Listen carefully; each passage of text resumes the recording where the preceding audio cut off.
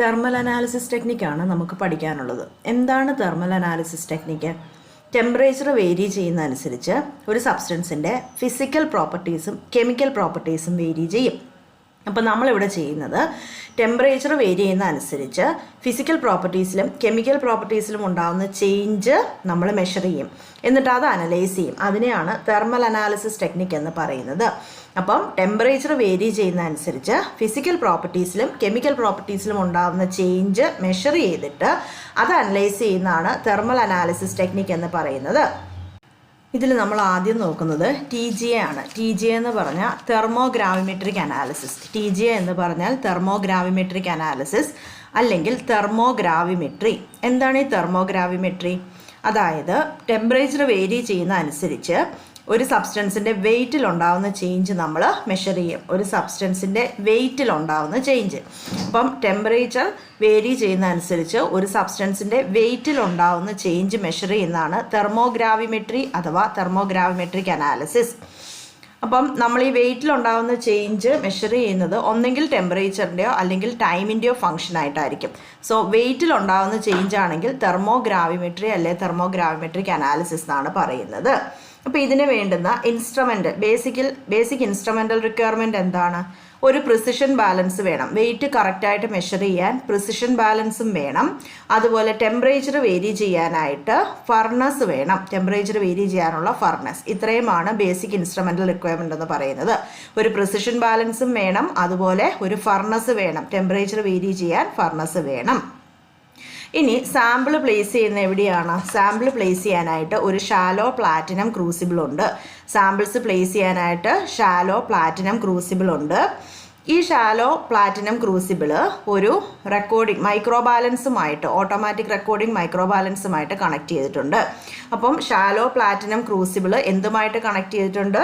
Automatic recording micro ബാലൻസുമായിട്ട് connect ചെയ്തിട്ടുണ്ട്. ഈ മൈക്രോ ബാലൻസിൻ്റെ പോയിന്റ് നൾ പോയിന്റ് ബാലൻസ് ആണ്. മൈക്രോ ബാലൻസ് എന്ന് പറയുന്നത് നൾ പോയിന്റ് ബാലൻസ് ആയിരിക്കും. ഏറ്റവും കൂടുതൽ യൂസ് ചെയ്യുന്ന ടൈപ്പ് നൾ പോയിന്റ് ബാലൻസ് ആണ്. ഇനി നമ്മൾ ചെയ്യുന്നത് നമ്മുടെ സാമ്പിൾ കണ്ടെയ്നർ ഇല്ലേ, അതായത് ഷാലോ പ്ലാറ്റിനം ക്രൂസിബിൾ, ഈ സാമ്പിൾ കണ്ടെയ്നർ നമ്മളൊരു ക്വാർട്സ് അല്ലെങ്കിൽ പൈറക്സ് ഗ്ലാസ് ഹൗസിങ്ങിനകത്ത് വയ്ക്കും. ഫർണസിനകത്ത് ഒരു ക്വാർട്സ് അല്ലെങ്കിൽ പൈറക്സ് ഗ്ലാസ് ഹൗസിംഗ് ഉണ്ട്. അതിനകത്താണ് നമ്മുടെ സാമ്പിൾ കണ്ടെയ്നർ വയ്ക്കുന്നത്. ഈ സാമ്പിൾ കണ്ടെയ്നറിൻ്റെ തൊട്ട് താഴെയായിട്ട് ഒരു തെർമോകപ്പിൾ വയ്ക്കും. സാമ്പിൾ കണ്ടെയ്നറിൻ്റെ തൊട്ടടുത്തായിട്ട് ഒരു തെർമോകപ്പിൾ വയ്ക്കും. എന്തിനാണ് തെർമോകപ്പിൾ യൂസ് ചെയ്യുന്നത്? ടെമ്പറേച്ചർ മെഷർ ചെയ്യാനാണ്. ഫർണസ് ടെമ്പറേച്ചർ എക്സാക്റ്റ് ആയിട്ട് മെഷർ ചെയ്യാനാണ് തെർമോകപ്പിൾ യൂസ് ചെയ്യുന്നത്. അപ്പോൾ നമുക്കൊരു മൈക്രോ ബാലൻസ് ഉണ്ട്, ഒരു ഫർണസ് ഉണ്ട്, ഇനി ഒരു തെർമോകപ്പിൾ വെക്കും. എന്തിനാണ്? ടെമ്പറേച്ചർ കറക്റ്റായിട്ട് മെഷർ ചെയ്യാൻ വേണ്ടിയിട്ട്. ഇനി നമുക്ക് ഈ തെർമോകപ്പിളിൽ നിന്ന് കിട്ടുന്ന സിഗ്നൽ ഇല്ലേ, അതിനെ നമ്മൾ എങ്ങോട്ടാണ് ഇത് ചെയ്യുന്നത്? എക്സ് ആക്സിസിലേക്ക്, റെക്കോർഡറിൻ്റെ എക്സ് ആക്സിസിലേക്കാണ് കൊടുക്കുന്നത്. ഇനി ഈ തെർമോഗ്രാവിമെട്രി റിസൾട്ട് എക്സ്പ്രസ് ചെയ്യുന്ന മെത്തേഡ്സ് ആണ് പറയുന്നത്. തെർമോഗ്രാവിമെട്രിയുടെ റിസൾട്ട്സ് എക്സ്പ്രസ് ചെയ്യുന്ന മെത്തേഡ്സ്. ഒന്നാമത്തെ മെത്തേഡ് എന്ന് പറയുന്നത് തെർമോഗ്രാവിമെട്രിക് കർവ് ആണ്. തെർമോഗ്രാവിമെട്രിക് കർവ് എന്ന് പറഞ്ഞാൽ വെയിറ്റ് ചേഞ്ച് ടെമ്പറേച്ചറിൻ്റെ ഫംഗ്ഷനായിട്ട് പ്ലോട്ട് ചെയ്യും. വെയിറ്റിൽ ഉണ്ടാകുന്ന ചേഞ്ചസ് ടെമ്പറേച്ചറിൻ്റെ ഫംഗ്ഷനായിട്ട് പ്ലോട്ട് ചെയ്യുന്നതാണ് തെർമോഗ്രാവിമെട്രിക് കർവ് എന്ന് പറയുന്നത്. രണ്ടാമത്തെ മെത്തേഡ് എന്ന് പറയുന്നത് ഡെറിവേറ്റീവ് തെർമോഗ്രാവിമെട്രിക് കർവ് ആണ്. ഡെറിവേറ്റീവ് തെർമോഗ്രാവിമെട്രിക് കർവ് അല്ലെങ്കിൽ DTG. ഇവിടെ എന്നാ ചെയ്തതെന്ന് വെച്ചാൽ തെർമോഗ്രാവിമെട്രിക് കർവിൻ്റെ ഫസ്റ്റ് ഡെറിവേറ്റീവ് ആണ് ടെമ്പറേച്ചറിൻ്റെ ഫംഗ്ഷനായിട്ട് പ്ലോട്ട് ചെയ്യുന്നത്. അതാണ് ടെമ്പറേച്ചറുമായിട്ട് പ്ലോട്ട് ചെയ്യുന്നത്. അപ്പം തെർമോഗ്രാവിമെട്രിക് കർവ് വരച്ചിട്ട് അതിൻ്റെ ഫസ്റ്റ് ഡെറിവേറ്റീവ് എടുക്കും. ഫസ്റ്റ് ഡെറിവേറ്റീവ് ആണ് നമ്മൾ ടെമ്പറേച്ചർ അല്ലെങ്കിൽ ടൈമുമായിട്ട് പ്ലോട്ട് ചെയ്യുന്നതെങ്കിൽ അതിനെ നമ്മൾ ഡെറിവേറ്റീവ് തെർമോഗ്രാവിമെട്രിക് കർവ് എന്ന് വിളിക്കും. അപ്പോൾ രണ്ട് മെത്തേഡാണ്, TG കർവും DTG കർവും. തെർമോഗ്രാവിമെട്രിക് കർവും ഡെറിവേറ്റീവ് തെർമോഗ്രാവിമെട്രിക് കർവുമാണ്. ഇനി തെർമോഗ്രാവിമെട്രിക് കർവ് നോക്കിക്കഴിഞ്ഞാൽ ഹൊറിസോണ്ടൽ പോർഷൻസ് ഉണ്ട്. ഹൊറിസോണ്ടൽ പോർഷൻസ് എന്തിനെയാണ് കാണിക്കുന്നത്? വെയിറ്റ് ലോസ് ഇല്ലാത്ത റീജിയൻ ആണ് ഹൊറിസോണ്ടൽ പോർഷൻ കാണിക്കുന്നത്. തെർമോഗ്രാവിമെട്രിക് കർവിനകത്തെ ഹൊറിസോണ്ടൽ പോർഷൻ കാണിക്കുന്നത് വെയിറ്റ് ലോസ് ഇല്ലാത്ത റീജിയൻസ് ആണ്. എന്നാൽ കേർവ്ഡ് പോർഷൻ കാണിക്കുന്നത് എന്താ? കേർവ്ഡ് പോർഷൻ വെയിറ്റ് ലോസ് ഉള്ള റീജിയൻ ആണ് കാണിക്കുന്നത്. അപ്പോൾ തെർമോഗ്രാവിമെട്രിക് കർവിനകത്ത് ഹൊറിസോണ്ടൽ പോർഷൻസും ഉണ്ട്, കേർവ്ഡ് പോർഷൻസും ഉണ്ട്. ഹൊറിസോണ്ടൽ പോർഷൻസ് വെയിറ്റ് ലോസ് ഇല്ലാത്ത ഏരിയ ആണ് കാണിക്കുന്നതെങ്കിൽ കേർവ്ഡ് പോർഷൻസ് കാണിക്കുന്നത് വെയിറ്റ് ലോസ് ഉള്ള റീജിയൻസ് ആണ് കാണിക്കുന്നത്. ഇനി തെർമോഗ്രാവിമെട്രിക് കർവ് എന്ന് പറയുന്നത് ഒരു ക്വാണ്ടിറ്റേറ്റീവ് കർവാണ്. അതുകൊണ്ട് തന്നെ കോമ്പൗണ്ട് സ്റ്റോഷിയോമെട്രിയുടെ കാൽക്കുലേഷൻ നമുക്ക് ഈ കർവിൻ്റെ ഏത് പോയിന്റിൽ വെച്ച് വേണമെങ്കിലും ചെയ്യാൻ പറ്റും. TG കർവ് എന്ന് പറയുന്നത് ക്വാണ്ടിറ്റേറ്റീവ് കർവാണ്. അതുകൊണ്ട് കോമ്പൗണ്ട് സ്റ്റോഷിയോമെട്രിയുടെ കാൽക്കുലേഷൻ നമുക്ക് ഈ കർവിൻ്റെ ഏത് ടെമ്പറേച്ചർ എടുത്തിട്ട് വേണമെങ്കിലും ചെയ്യാൻ സാധിക്കും. ഇനി നമ്മൾ നോക്കുന്നത് DTG കർവാണ്. DTG കർവിനകത്ത് ഫസ്റ്റ് ഡെറിവേറ്റീവ് dW/dt എന്ന് പറയുന്നത് 0 ആണെങ്കിൽ വെയിറ്റ് ലോസ് ഒന്നും ഇല്ല എന്നാണ് അർത്ഥം. ഫസ്റ്റ് ഡെറിവേറ്റീവ് 0 ആണെങ്കിൽ വെയിറ്റ് ലോസ് ഒന്നും ഇല്ല എന്നാണ് അർത്ഥം. ഇനി ഫസ്റ്റ് ഡെറിവേറ്റീവ് DTG കർവിൻ്റെ പീക്ക് ആണെങ്കിൽ നമുക്ക് എന്ത് പറയാം? DTG കർവിൻ്റെ പീക്ക് ആണെങ്കിൽ TG കർവിനകത്ത് മാക്സിമം സ്ലോപ്പ് ആയിരിക്കും. DTG കർവിനകത്ത് പീക്കാണ് കാണിക്കുന്നതെങ്കിൽ TG കർവിനകത്ത് മാക്സിമം സ്ലോപ്പ് ആയിരിക്കും ആ പോയിന്റിൽ. ഇനി ഫസ്റ്റ് ഡെറിവേറ്റീവ് മിനിമം ആണെങ്കിൽ, അതായത് dW/dt എന്ന് പറയുന്നത് മിനിമം ആണ് പക്ഷെ 0 അല്ല. അങ്ങനെ ഉള്ളപ്പോൾ എന്താണ്? ഇൻഫ്ലക്ഷൻ ആണ് കാണിക്കുന്നത്. എന്താ ഈ ഇൻഫ്ലക്ഷൻ എന്ന് പറഞ്ഞു കഴിഞ്ഞാൽ TG കർവിനകത്ത് സ്ലോപ്പിൽ ചേഞ്ച് ഉണ്ടെന്നാണ് ഇൻഫ്ലക്ഷൻ കാണിക്കുന്നത്. അതായത് dW/dt എന്ന് പറയുന്നത് ഫസ്റ്റ് ഡെറിവേറ്റീവ് മിനിമം ആണ് പക്ഷെ 0 അല്ല. അങ്ങനെ ഉണ്ടെങ്കിൽ അത് കാണിക്കുന്നത് TG കർവിനകത്ത് സ്ലോപ്പിൽ വേരിയേഷൻ ഉണ്ടെങ്കിൽ ഇൻഫ്ലക്ഷൻ ആണ് കാണിക്കുന്നത്. ഇൻഫ്ലക്ഷൻ എന്ന് പറയുന്നത് എന്താ? TG കർവിനകത്ത് സ്ലോപ്പിൽ വേരിയേഷൻ ഉണ്ട് എന്ന് വെച്ചാൽ ഇൻ്റർമീഡിയറ്റ് കോമ്പൗണ്ടിൻ്റെ ഫോർമേഷനാണ് കാണിക്കുന്നത്. ഇൻ്റർമീഡിയറ്റ് ആയിട്ട് ഏതെങ്കിലും കോമ്പൗണ്ട്സ് ഫോം ചെയ്തു എന്നാണ് അത് കാണിക്കുന്നത്.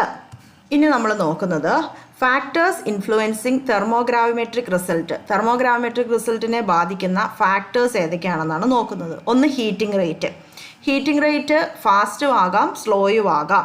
അപ്പം ഫാസ്റ്റ് ആയാൽ ഒരു തരത്തിലായിരിക്കും, സ്ലോ ആയാൽ വേറൊരു തരത്തിലായിരിക്കും. സോ ഹീറ്റിംഗ് റേറ്റ് എന്ന് പറയുന്നത് തെർമോഗ്രാവിമെട്രിക് റിസൾട്ടിനെ ബാധിക്കുന്ന ഒരു ഫാക്ടറാണ്. രണ്ടാമത്തത് ഫർണസ് അറ്റ്മോസ്ഫിയർ തന്നെ 3 തരമാകാം. സ്റ്റാറ്റിക് ആവാം, ഡൈനാമിക് ആവാം, നൈട്രജൻ ഗ്യാസ് ആവാം. സ്റ്റാറ്റിക് എയർ എന്ന് പറഞ്ഞു കഴിഞ്ഞാൽ സറൗണ്ടിങ്ങിലുള്ള എയർ ആണ് ക്രൂസിബിളിൻ്റെ മുകളിൽ കൂടെ ഫ്ലോ ചെയ്യുന്നത്. ഫർണസിനകത്തുള്ളത് സറൗണ്ടിങ് ഉള്ള എയർ തന്നെയായിരിക്കും.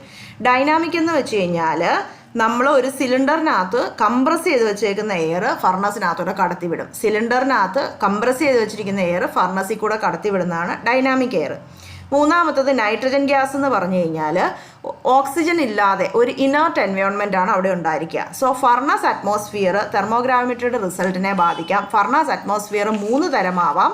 സ്റ്റാറ്റിക് എയർ ആവാം, ഡൈനാമിക് എയർ ആവാം, നൈട്രജൻ ഗ്യാസ് ആവാം. അതുപോലെ ക്രൂസിബിളിൻ്റെ ജോമെട്രിയും അഫക്റ്റ് ചെയ്യുന്നൊരു ഫാക്ടറാണ്. നാലാമത്തത് സാമ്പിളിൻ്റെ ക്യാരക്ടറിസ്റ്റിക്സ്, അതായത് വെയിറ്റ്, പാർട്ടിക്കിൾ സൈസ്, പിന്നെ മോഡ് ഓഫ് പ്രിപ്പറേഷൻ. ഇങ്ങനെയുള്ള സാമ്പിൾ ക്യാരക്ടറിസ്റ്റിക്സും തെർമോഗ്രാവിമെട്രിയുടെ റിസൾട്ട്സിനെ ബാധിക്കാം. സോ തെർമോഗ്രാവിമെട്രിയുടെ റിസൾട്ട്സിനെ ബാധിക്കുന്ന ഫാക്ടേഴ്സ്: 1 ഹീറ്റിംഗ് റേറ്റ്, 2 ഫർണസിൻ്റെ അറ്റ്മോസ്ഫിയർ, 3 ക്രൂസിബിളിൻ്റെ ജോമെട്രി, 4 സാമ്പിളിൻ്റെ characteristics like weight, particle size, mode of preparation. ഇതെല്ലാം അതിനകത്ത് ഉൾക്കൊള്ളുന്നതാണ്. ഇത്രയും ഫാക്ടേഴ്സാണ് തെർമോഗ്രാവിമെട്രി റിസൾട്ട്സിനെ ബാധിക്കുന്ന ഫാക്ടേഴ്സ് എന്ന് പറയുന്നത്. ഇനി നമ്മൾ നോക്കുന്നത് തെർമോഗ്രാവിമെട്രിയുടെ ആപ്ലിക്കേഷൻസ് ആണ്. തെർമോഗ്രാവിമെട്രിയുടെ ആപ്ലിക്കേഷൻസിൽ ആദ്യത്തേത് determination of the purity and chemical stability ആണ് തെർമോഗ്രാവിമെട്രിയുടെ ആദ്യത്തെ application. So determination of purity and chemical stability. അതുപോലെ ക്വാളിറ്റേറ്റീവ് അനാലിസിസിന് യൂസ് ചെയ്യുന്നുണ്ട് തെർമോഗ്രാവിമെട്രി. Qualitative analysis, determination of composition of alloys and പോളിമേഴ്സിൻ്റെയും അലോയ്സിൻ്റെയും കോമ്പോസിഷൻ ഡിറ്റർമിൻ ചെയ്യാൻ, പോളിമേഴ്സിൻ്റെയും അലോയ്സിൻ്റെയും കോമ്പോസിഷൻ ഡിറ്റർമിൻ ചെയ്യാൻ യൂസ് ചെയ്യുന്നുണ്ട്. സ്റ്റഡി ഓഫ് പോളിമേഴ്സിനെ കുറിച്ചുള്ള സ്റ്റഡിയിങ് ഓക്സിഡേഷൻ ഓഫ് അലോയ്സിൻ്റെ ഓക്സിഡേഷനെ കുറിച്ചുള്ള സ്റ്റഡി. അതുപോലെ കറക്റ്റ് ഡ്രൈയിങ് ടെമ്പറേച്ചർ കണ്ടുപിടിക്കാൻ വേണ്ടിയിട്ട്.